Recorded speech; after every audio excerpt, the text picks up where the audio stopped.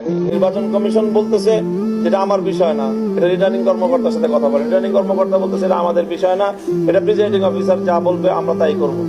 অর্থাৎ কেউ দায়িত্ব নিচ্ছে না, নির্বাচন কমিশনও দায়িত্ব নিচ্ছে না, রিটার্নিং কর্মকর্তাও দায়িত্ব নিচ্ছে না, তারা চাপায়া দিচ্ছে প্রিজাইডিং অফিসারের উপর। আর প্রিজাইডিং অফিসার কি করেছে? প্রিজাইডিং অফিসার করেছে আমার এজেন্টদেরকে বের করে দিয়ে উনি ওভার রাইটিং করে ওনারা ফলাফল ওনাদের মধ্যে করে প্রকাশ করে দিলেন। এরপরও আমরা আইনের প্রতি শ্রদ্ধাশীল থাকতে চাই এবং সেই জায়গা থেকে আমরা এখানে আমাদের অভিযোগপত্র রিটার্ন ভাবে দাখিল করলাম। এবং যদি এখানে ওনারা এটা আমলে না নেন এবং এর যদি কোনো বিহিত নির্বাচন কমিশন না করে, কারণ আমরা তো যথাসময়ে নির্বাচন কমিশনের পক্ষ থেকে ফলাফল ঘোষণা করার অনেক আগেই আমি আমার অভিযোগ এখানে জানিয়েছি তাদেরকে। অভিযোগ জানানোর পরেও তারা যদি কোনো এটাকে আমলে না নেন, তাহলে সেই ক্ষেত্রে আমাদের কাছে দুটো রাস্তা খোলা থাকে, একটা হলো রাজপথ আর হলো আদালত।